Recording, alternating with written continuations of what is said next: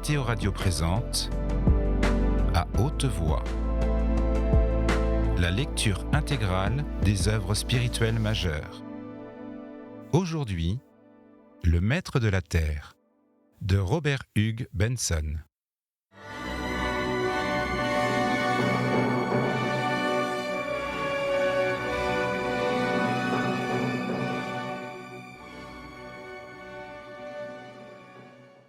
Chapitre 3. La vieille Madame Brand et Mabel étaient assises à une fenêtre de la nouvelle amirauté dans Trafalgar Square pour assister au grand meeting où Olivier devait prononcer son discours sur le 50e anniversaire du vote de la loi des pauvres.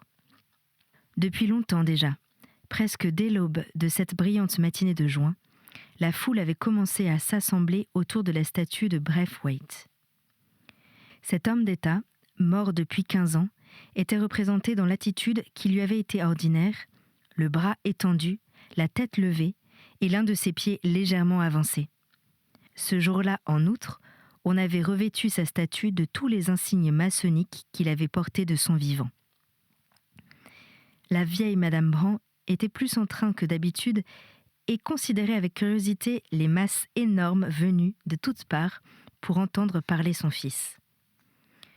Une plateforme avait été dressée tout autour de la statue de bronze, de telle façon que Braithwaite, lui-même, sembla être l'un des orateurs. La place entière, au-dessous, était pavée de têtes et retentissait des murmures de centaines de milliers de voix que dominait par instants l'éclat puissant des cuivres et des tambours lorsque passaient les sociétés de bienfaisance et les guildes démocratiques, chacune précédée de sa bannière et convergeant vers le vaste espace qui leur était réservé au pied de l'estrade. Pas une fenêtre non plus qui ne fût encombrée de visages, sans compter qu'on avait installé de vastes tribunes, pour les auditeurs privilégiés, sur toute la longueur des façades de la Galerie nationale et de Saint-Martin. La vieille colonne du square, avec ses lions, avait depuis longtemps disparu. Nelson avait été trouvé compromettant pour l'entente cordiale, et les lions, décidément, avaient paru d'un type trop éloigné de l'art nouveau. À leur place s'étendait maintenant une large avenue conduisant à la Galerie nationale. Enfin, par-dessus les toits, de longues frises de têtes se dessinaient, sur le bleu uni du ciel. Lorsque les horloges sonnèrent l'heure convenue, 2 figures surgirent de derrière la statue, s'avancèrent, et au même instant, les murmures des conversations se changèrent en unanime vivat. On vit arriver d'abord le vieux lord Pemberton, un vieillard admirablement droit et solide sous ses cheveux blancs.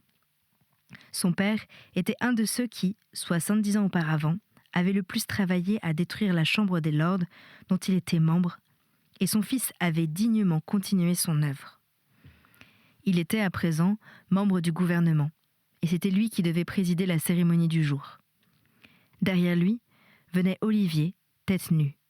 Même à la distance où elles étaient de lui, sa mère et sa femme purent voir ses mouvements agiles et le sourire à la fois modeste et assuré de ses lèvres lorsque son nom émergea de la tempête des cris que poussait la foule.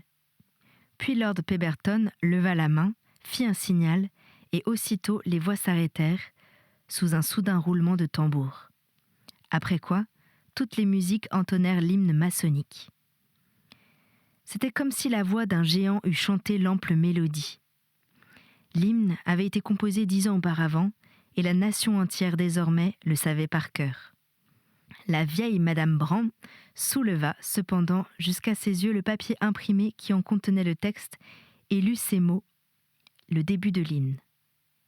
« Seigneur qui habite la terre et les mers », elle lut les vers suivants, composés avec un heureux mélange de zèle et d'adresse pour l'exaltation de l'idée humanitaire. L'hymne entier avait une allure religieuse. Un chrétien même, à la condition de ne pas trop réfléchir, aurait pu le chanter sans scrupule. Et pourtant sa signification était assez claire. C'était la substitution de l'homme à Dieu comme objet du culte. L'auteur y avait introduit jusqu'à des paroles du Christ, disant par exemple que le royaume de Dieu résidait dans le cœur de l'homme et que la plus grande de toutes les grâces était la charité. La vieille dame leva les yeux sur Mabel et vit que celle-ci chantait de toute son âme, le regard amoureusement fixé sur la grave et noble figure de son mari à 100 mètres de là. Et la mère d'Olivier, elle-même, se mit à remuer les lèvres, entraînée par la force du cœur prodigieux qui vibrait autour d'elle. Lorsque les dernières notes de l'hymne s'éteignirent, Olivier s'avança au premier plan de l'estrade et commença son discours. Mais tout à coup, comme la vieille Madame Brandt essayait d'entendre les paroles de son fils, une exclamation de Mabel la fit tressaillir. Qu'était-ce donc ? Il y eut un craquement brusque, et la figure gesticulante d'Olivier chancela, sur l'estrade, faillit tomber. Le vieux Lord Pemberton se releva précipitamment du fauteuil où il était assis, et au même instant, une commotion violente agita et souleva un point de la foule, immédiatement voisin de l'espace clos où étaient massées les musiques, tout juste vis-à-vis du devant de l'estrade. Madame Brandt, étonnée, épouvantée, se releva, étreignit machinalement le rebord de la fenêtre, pendant que sa belle-fille lui cria à l'oreille quelques mots qu'elle ne parvenait pas à comprendre. Un grand rugissement remplit tout le square. Les têtes se tournaient de tous côtés, comme des épis sous une tempête. Et puis on vit Olivier s'avancer de nouveau, faisant de la main un geste, comme pour désigner quelque chose, et criant des mots que sa mère n'entendait pas, et la vieille dame se laissa retomber sur sa chaise. « Ma chérie, qu'est-ce que c'est donc ?» sanglota-t-elle. Mais Mabel, restée debout, continuait à tenir les yeux fixés sur son mari. Et de nouveau, un murmure rapide de conversation et de cris bourdonnait dans la foule. Ce soir-là, chez lui, Olivier donna aux deux dames une explication complète de l'affaire, commodément installée dans son fauteuil, avec le bras droit bandé et maintenu par une écharpe. Sa mère et sa femme n'avaient point pu l'approcher au moment de la catastrophe. Mais un messager était venu leur apporter la nouvelle que le jeune orateur n'était blessé que légèrement et que les médecins étaient d'accord pour n'éprouver aucune inquiétude. « Oui, c'était un catholique », expliquait Olivier. « Et sans doute son attentat était prémédité, car on a trouvé son revolver chargé. Mais cette fois, ajouta-t-il, en souriant à l'adresse de Mabel, aucun prêtre de sa religion n'a eu le temps d'intervenir auprès de lui. » En effet, Mabel avait déjà lu sur les placards télégraphiques le sort du misérable. « Il a été tué, étranglé et foulé aux pieds sur le champ, » poursuivit Olivier. « J'ai fait tout ce que j'ai pu pour le protéger. Vous avez dû voir comme je m'y suis employée, mais au fait, peut-être vaut-il mieux pour lui qu'il ait eu moins longtemps à souffrir. » Mabel se pencha vers son mari. « Olivier, dit-elle, je sais que ce que je vais dire va te paraître bien étrange de ma part, mais j'aurais souhaité qu'on ne le tuât point. » Olivier lui sourit amoureusement. Il connaissait la charmante tendresse de son cœur. « Qu'est-ce que tu étais en train de dire quand il a tiré ?» reprit Mabel. « Oh, rien que de très banal. Je disais que Braithwaite avait fait plus pour le monde par un seul discours que Jésus et tous les saints réunis. » Le jeune homme s'aperçut à ce moment que les aiguilles à tricoter de sa mère s'arrêtèrent de travailler pour une seconde, mais aussitôt elles se remirent en mouvement. « Et comment a-t-on su que c'était un catholique ?» demanda encore la jeune femme. « Il avait un rosaire sur lui, et avant de mourir, il a encore eu le temps d'invoquer son Christ. » « Et l'on ne sait rien d'autre à son sujet ? » ?»« Absolument rien. Un homme fort bien vêtu, mais on n'a pu encore découvrir son nom. » Olivier se laissa retomber dans le fond du fauteuil et ferma les yeux. Son bras lui faisait grand mal, avec les battements qu'il y sentait à tout instant. Mais il n'en était pas moins très heureux, au fond du cœur. Il se réjouissait d'avoir été blessé par un fanatique et d'avoir à souffrir pour une telle cause. Il sentait que la sympathie de la nation entière l'accompagnait. Cet attentat avait été une aubaine merveilleuse pour les communistes. Leur orateur avait été assailli pendant l'accomplissement de son devoir. Le profit était incalculable pour eux et la perte non moins énorme pour leurs adversaires, qui se vantait volontiers d'être seule à connaître la persécution. Bientôt, la vieille Madame Bran se leva et sortit, toujours sans dire un mot. Mabel se tourna vers son mari et lui posa une main sur les genoux. « Est-ce que tu es trop fatigué pour causer, mon chéri ?»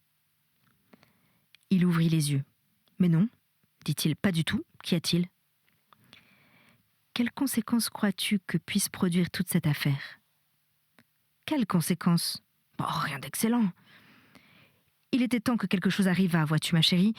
Il y avait des moments où je me sentais bien découragée. Il me semblait que nous perdions tout notre entrain et que les anciens Tories avaient un peu raison quand ils prophétisaient que le communisme finirait par faire faillite. Mais après ceci... Eh bien, nous avons montré que nous pouvions verser notre sang pour la cause, nous aussi. Je ne veux pas exagérer, sans doute. Il ne s'agit que d'une égratignure. Mais l'attentat a été si délibéré et toute l'affaire a pris une allure si dramatique. Le pauvre diable n'aurait pas pu choisir, à son point de vue, un plus mauvais moment. Jamais le peuple n'oubliera cette journée. Les yeux de Mabel étaient illuminés de plaisir. « Mon cher trésor, dit-elle, est-ce que tu souffres ?»« Un peu, mais qu'importe. Si seulement cette infernale affaire d'Orient pouvait finir. » Il avait conscience d'être fiévreux et irritable et faisait grand effort pour retrouver son sang-froid. « Ah, ma chérie, reprit-il, si seulement les hommes voulaient comprendre, s'ils voulaient reconnaître quelle chose glorieuse c'est, cet idéal que nous leur proposons. L'humanité, la vie, la vérité. Enfin, et la guérison de l'ancienne folie. Mais écoute, s'interrompit-il, en revenant à un sujet qu'il avait d'abord oublié, est-ce que tout à l'heure, tu n'as pas remarqué quelque chose quand j'ai répété ce que j'avais dit au sujet de Jésus-Christ ? Oui, j'ai vu que ta mère s'était arrêtée de tricoter pour un moment. Ma belle, ne crois-tu pas qu'elle soit en train de retomber ? Oh, vois-tu, elle vieillit, répondit légèrement la jeune femme. Il est bien naturel qu'elle regarde un peu en arrière. Mais cependant, tu ne penses pas que ma mère, ce serait trop affreux. Elle secoua la tête. Non, mon chéri, tu es excité et fatigué. Je t'assure que ce n'est rien qu'un peu de sentiment. Mais tout de même, Olivier, à ta place, je n'aurais point parlé ainsi devant elle. Je n'ai rien dit qu'elle n'entende dire partout à présent. Je ne le crois pas. Rappelle-toi qu'elle ne sort presque jamais. Et puis, elle a horreur de l'entendre. Après tout, il ne faut pas oublier qu'elle a été élevée en catholique. Olivier se rejeta au fond du fauteuil et considéra rêveusement la fenêtre devant lui. « N'est-ce pas étonnant, murmura-t-il, la manière dont persistent ces maudites suggestions. Voilà une femme intelligente et assez instruite qui n'a pas réussi à les faire sortir de sa tête, même après 50 ans.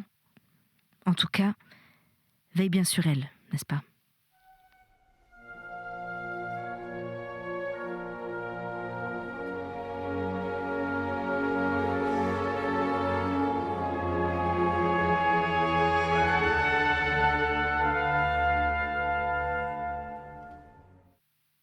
Mabel se rappela ce que son mari lui avait demandé et pendant quelques jours fit de son mieux pour observer la vieille dame. Mais elle n'aperçut rien qui pût l'alarmer. Madame Bran, par instants, était bien un peu silencieuse, mais elle continuait, comme d'habitude, à s'occuper de ses petites affaires. Quelquefois, elle demandait à la jeune femme de lui faire une lecture, et elle écoutait, sans aucune trace de déplaisir, tout ce qu'il plaisait à Mabel de lui lire. Tous les jours, elle dirigeait le travail de la cuisine, tâchait à varier les menus et s'intéressait passionnément à tout ce qui concernait son fils. Ce fut elle qui, de ses mains, prépara sa malle lorsqu'il eut à partir précipitamment pour Paris. Et elle lui dit encore adieu, par la fenêtre, lorsqu'il descendit le petit escalier pour se rendre à la station. Ce voyage, d'après ce qu'il croyait, devait durer 3 jours. Le soir du 2e jour, cependant, la vieille dame se sentit malade. Et Mabel, qui était accourue dans sa chambre, tout alarmée, la trouva très rouge, s'agitant dans son fauteuil. « Ce n'est rien, ma chérie, lui dit madame Brandt, d'une voix tremblante. Mais ma belle voulut absolument la mettre au lit, après quoi elle envoya chercher le médecin et s'assit auprès d'elle. C'est le cœur qui est atteint, dit le médecin son examen fini. Elle peut mourir d'une minute à l'autre, ou bien elle peut vivre encore 10 ans. Croyez-vous que je doive télégraphier à mon mari ? Il réfléchit et fit de la main un signe négatif. Encore une fois, tout est possible, mais mon sentiment est qu'il n'y a point d'urgence. Puis il ajouta quelques mots pour expliquer la manière de se servir de l'injecteur d'oxygène et prit congé. La malade reposait tranquillement dans son lit lorsque ma belle remonta près d'elle. Elle lui tendit sa petite main ridée. « Eh bien, ma chérie, demanda-t-elle. « Ce n'est rien qu'un peu de faiblesse, mère. Il faut que vous restiez tranquille et ne vous occupiez de rien. Voulez-vous que je vous lise quelque chose ? » « Non, ma chérie. Je vais sommeiller un peu. » Dans la conception que se faisait ma belle de ses devoirs, n'entrait point l'idée d'informer la malade du danger qui la menaçait. Car, suivant la croyance de la jeune femme, il n'existait point de faute passée à réparer, ni de jugement à affronter à l'heure de la mort. La mort était une fin, et non pas un commencement. Et ainsi, ma belle, après avoir vu sa belle-mère s'assoupir doucement, redescendit pour travailler et rêver dans son petit salon. Le lendemain matin, M. Phillips arriva comme à l'ordinaire.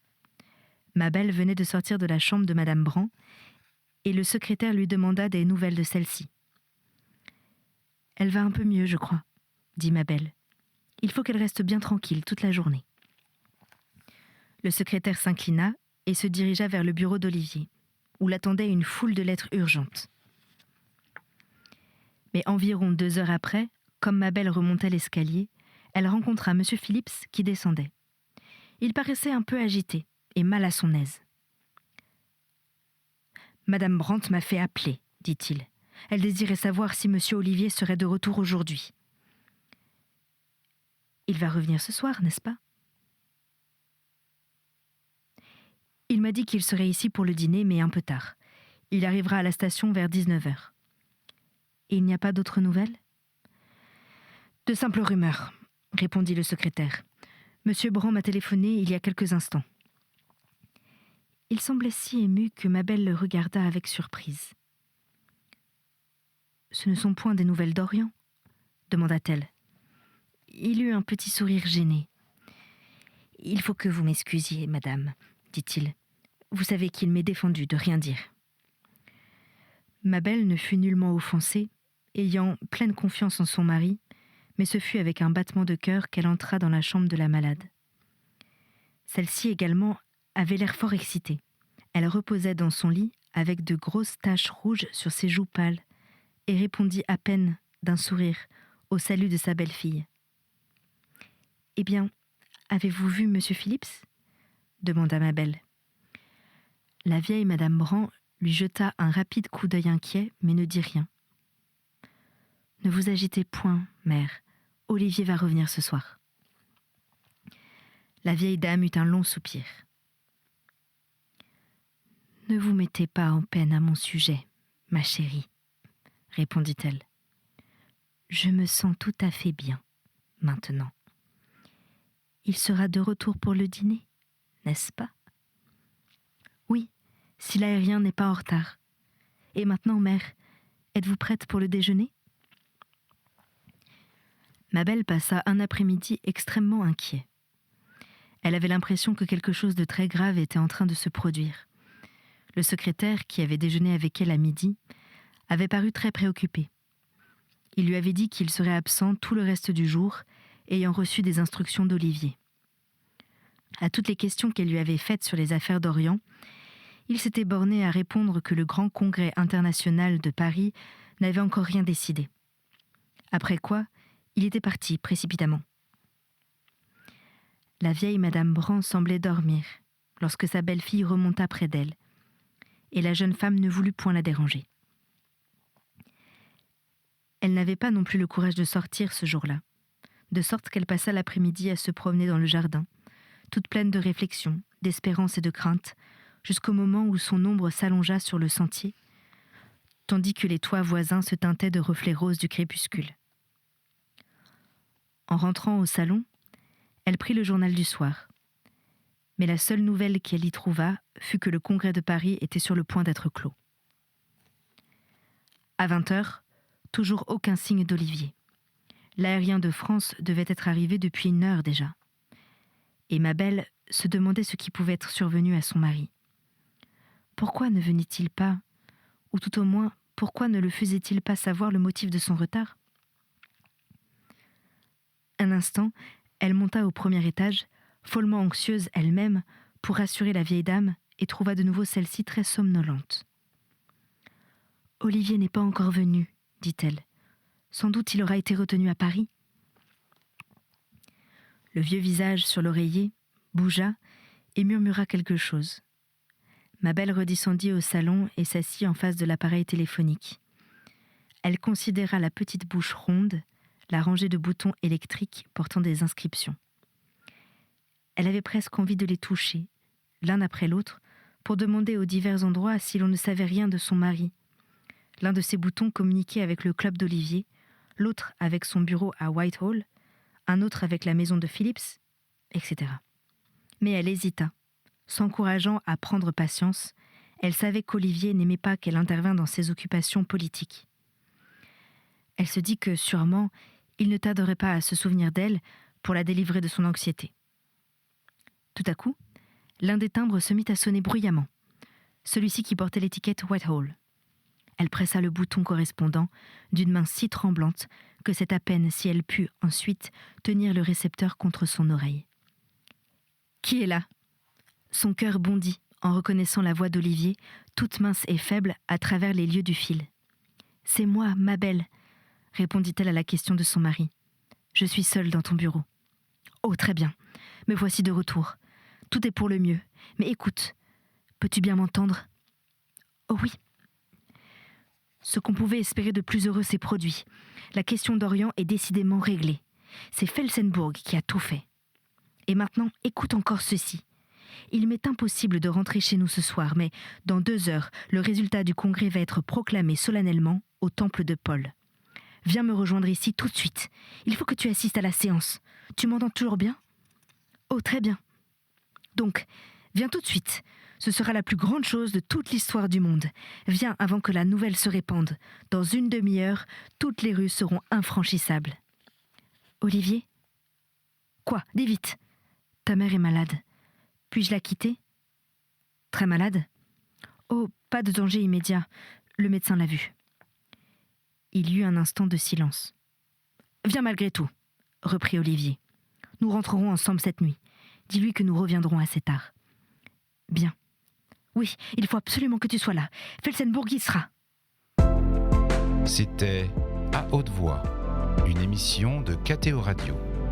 Aujourd'hui, Le Maître de la Terre, de Robert Hugues Benson. Lecture, Anne-Céline Pellarini. Captation et réalisation, Alexis Duménil et Thibaut Dagalier. Une émission disponible en podcast sur ktoradio.com et sur l'application KTO Radio.